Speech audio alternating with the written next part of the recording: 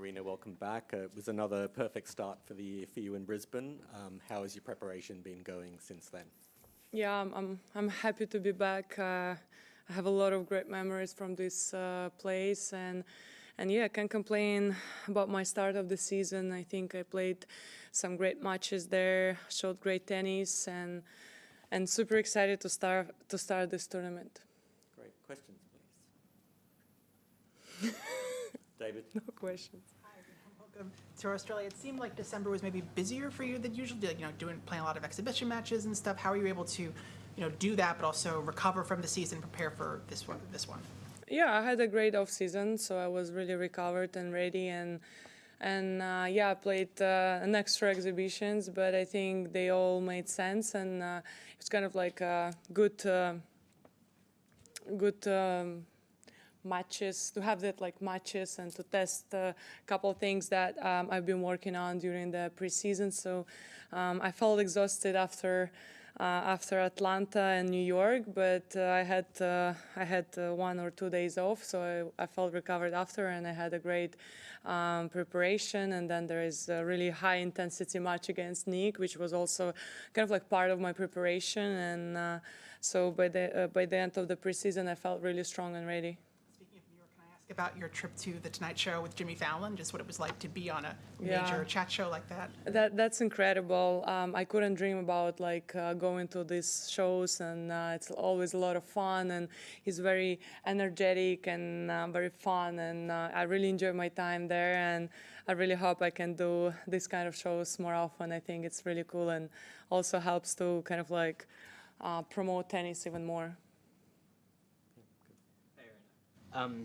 You and Iga have been kind of shared the #1 ranking for the past several years, but last year you only played one time, and I'm just wondering how do you feel about the status of that rivalry at the moment? I think it's actually not only about me and Iga, and there's it's Coco, Elena, Jessica. I just don't want to forget anyone right now, but it's not only about me and her, to be honest. But that's crazy to think that we only played once last year, and we haven't played this year yet, and I hope we're going to play more often this season. And also, as I said, it's not only about us. There's so many great players I have also great rivalry with, so yeah. Mark? For the tournament. You've been among the players lobbying the Grand Slams for more concessions, prize money, greater say, welfare benefits, those sorts of things. How do you think the Australian Open has responded to those? I think we always can do better. But I think all of the slams, they trying to work together with us and come to conclusion, and I hope one day we'll get to a happy place for everyone. How could they be better? When you say they could do better, what could the Australian Open do better? I mean, can I pass? Okay, next question. Hey, Aryna, given your success here historically with the titles in 23 and 24, how much do you think about last year's final against Madison, and is that something that's on your mind, entering this this Australian Open? Yeah, that final was a tough one. She played incredible and overplayed me, and took me a little time to recover. But we had matches after that, and I kind of worked on my mistake in those matches. And going to this AO, I'm not really focusing on that last year result, but of course I would like to do just a little bit better than I did last year. David? You talked about reading that memoir, Into the Magic Shop, over last summer, and how that really inspired you to succeed. I was curious if you read anything else in the off season, anything about mindfulness. Oh, really?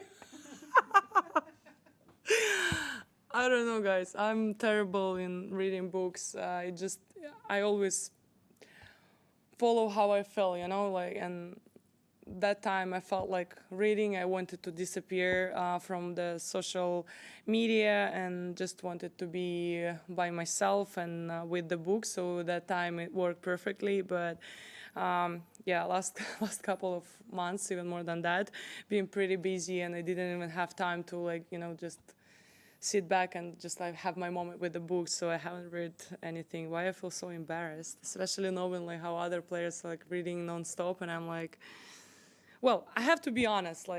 Studying, reading, learning, never been my weapon. So maybe that's why I succeed in tennis, because this is the only spot was left for me. Do you feel like maybe you get inspiration from music or movies, things that you consume that way? I get inspired by just seeing next generation cheering for me and get inspired by me. That's my inspiration. And also I love listen music. It just brings me to another world where I can dream and think and try to kind of get better in a way. And also movies as well, but also not enough time right now for movies. Any more questions in English? Do you have any routines when it comes to preparing for a Grand Slam once it starts? Do you do anything to either stay in the zone for the whole thing or disconnect and then reconnect? Yeah, I think the thing that's been working for me quite well is balancing. And when when it's a match day, I'm fully focused, fully prepared. But when it's an off day, I obviously do my hitting, and then I go for dinner or for a walk to completely get disconnected from tennis world for a little moment, just so I feel fresh and ready to go next day. Craig. Aryna, I think I read not that long ago that you were trying to create yourself into a brand. Mm-hmm. How are you doing that? And is it something similar? I guess you could say Serena is a brand, Maria Sharapova is a brand. What are your thoughts in that line? I always wanted to be something bigger than just a tennis player.